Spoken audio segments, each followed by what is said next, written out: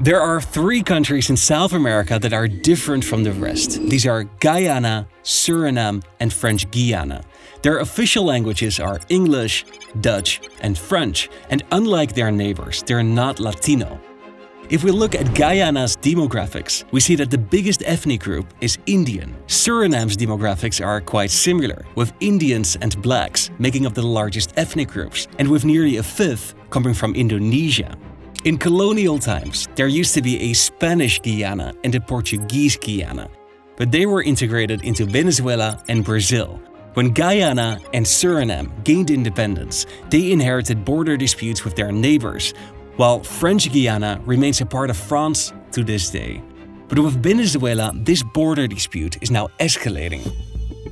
On their official map, Essequibo is integrated as an area under claim, and it has been this way for centuries. But ever since Guyana found oil, the dispute got tense. ¡Que viva el mapa completo de Venezuela!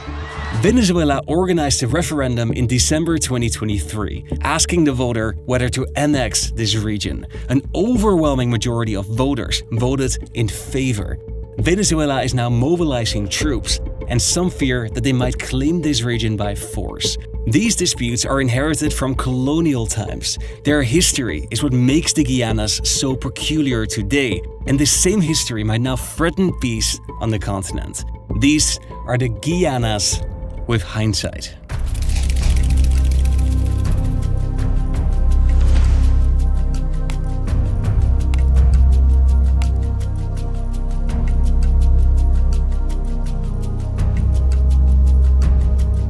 On a personal note, I've been quite interested in this region because it was colonized by the Dutch, more specifically by people from Zeeland, where my dad's family is from.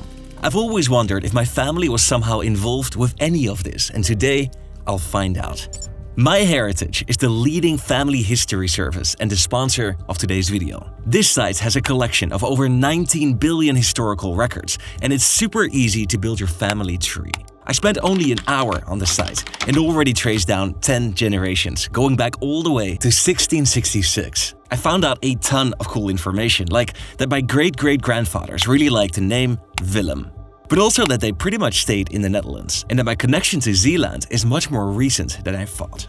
Through their tool Instant Discoveries, MyHeritage provides you with new matches to review, making it incredibly easy to build your family tree.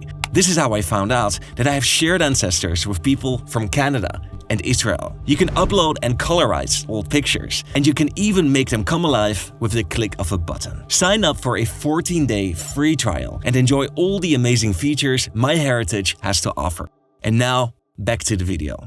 The Guianas are amongst the most biodiverse regions on Earth. They lay on the Guiana Shield, which is partly covered by thick rainforest. The terrain is mountainous and rugged, with high inlands that have some of the tallest waterfalls on Earth. Long before the arrival of Europeans, this region was inhabited by Amer Indians. They were the first people to settle the Caribbean, and Caribbean culture is believed to originate from the Guianas. But everything changed when this man, Walter Raleigh, began his expedition in search of El Dorado. After nearly a year in this region, he published a book about his findings, describing the precise location of this city to be on the banks of Lake Parime. But of course, both the lake and the city did not actually exist. But these stories sparked enthusiasm amongst Dutch explorers, who arrived at the Guianas to set up trade posts. They published this now famous map, describing the region as full of gold. And it didn't take long before the British and also the French joined them. Life in the colonies was tough. The settlers were hoping to find mountains of gold, but in reality, they could barely survive from trading with the natives. At some point, the Dutch appointed a new governor who changed the Guianas for good. And under his supervision, hundreds of plantations were built across the new colony. These plantations required a lot of labor, so the Dutch and the British brought over 500,000 slaves from West Africa, and this made them unimaginably rich. The Europeans had finally found their gold, but it was in the form of sugarcane. The Dutch still administered all these colonies, but there was an increased influx of British settlers. The British took control over the westernmost colonies and consolidated them as British Guiana. The French later did the same with the easternmost colonies. At this point in history, many of the modern border disputes originate. On the earliest maps with British Guiana, we can see that their western border was also at the Essequibo region, but when Great Britain seized control, they immediately ordered a survey to establish its western border. That's when they made this claim. This red line is the most well-known British claim, and it was sometimes expanded to a more extreme limit. This map calls all land in pink British territory, but surprisingly, they call everything within this blue line also Venezuelan territory. Only this white section here, according to this map, is claimed by both countries. With the British claim, the dispute was formalized, but Venezuela was busy fighting for independence from Spain. And in British Guiana, they were busy managing the increasingly frequent rebellions of slaves. The British managed 360 plantations in their colony, and in 1833, they made the decision to abolish slavery. This led to a massive shortage of workers, and the British found a solution. They recruited workers from their colonies in British India, offering them a 5-year contract while earning a small daily wage. This is called indentured labor, and it had many of the same characteristics as slavery. The French abolished slavery 15 years later, and the Dutch waited for another few decades. The Dutch initially contracted Indians from the British, but they later set up a similar system, where they imported laborers from their colony in what is now Indonesia. The French started using their colony as a giant prison. They sentenced convicted criminals to forced labor in French Guiana. The most infamous example is of Devil's Island, where during the worst years only about 10% of convicts survived their sentence. The dispute with Venezuela lay dormant until in the 1850s they found gold. Let's go back to this map, where we can see all these golden areas, which are gold mining districts. Most of them are found west of the Essequibo River, and this discovery reignited the dispute. The British started mining gold, and the Venezuelan government protested frequently. But the British just ignored them, and they refused to negotiate. The president of Venezuela severed diplomatic ties and asked a powerful ally to the north for help.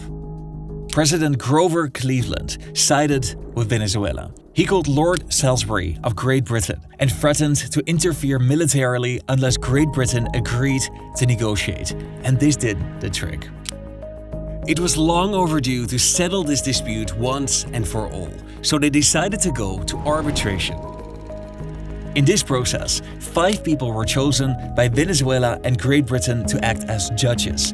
2 from the United States on behalf of Venezuela, 2 from Great Britain, and the president was from Russia. They reviewed the arguments of both sides and ruled in favor of the United Kingdom, who was awarded 90% of the disputed territory.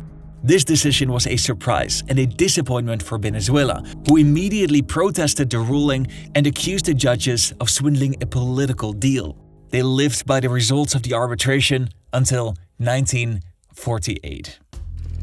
In the outskirts of New York City, an elderly man went to sleep and in the morning was found dead. He was 88 years old. He was the secretary of the Arbitration Commission. And the news of his death reached a fancy office building on Park Avenue, where this man heard the news, and he knew what he had to do. The next week, the Venezuelan government received this memorandum, saying, "Not to be made public except after my death." It was a confession from the secretary, who had worked closely with Justice Brewer during the arbitration. It says that a deal had been concluded between Russia and Great Britain to decide the case. The decision that was accordingly rendered was unanimous, but while it gave to Venezuela the most important strategic point at issue, it was unjust to Venezuela and deprived her of a very extensive and important territory to which, in my opinion, Great Britain had not the shadow of a right. This ruling was intended to settle the dispute for good, but instead, there was a sense of national humiliation as Great Britain appeared to have manipulated the process.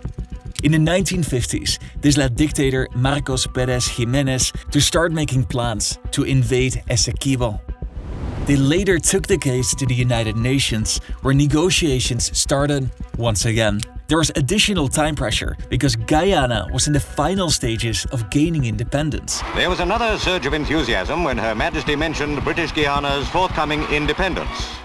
Venezuela and Great Britain signed this treaty. It reaffirmed that close cooperation is necessary. They agreed to set up a mixed commission, and that no acts or activities would take place in the disputed territories. A few months later, Guyana indeed became independent, and this is how the dispute continued for decades. Until the 2010s, when Guyana found oil. The Venezuelan Navy on multiple occasions arrested the crew on research vessels, claiming that they were working without permission in Venezuelan waters. But despite this, the Guyanese government awarded licenses to drill to ExxonMobil, first in 2016 and then again last year.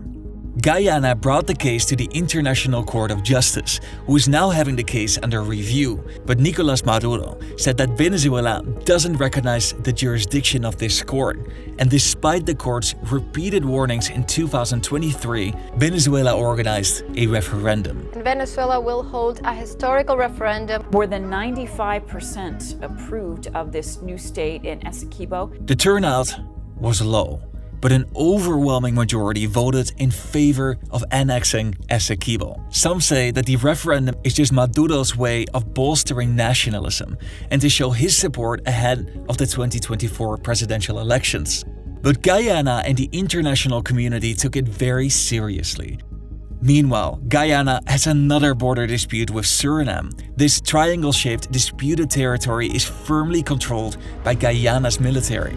If we go back to this map, we can see that it has long been claimed by Great Britain, but the dispute revolves around the question, which of these two rivers is the source of this larger river, which is the agreed-upon border between the two countries. The contested border between Suriname and French Guiana is very similar.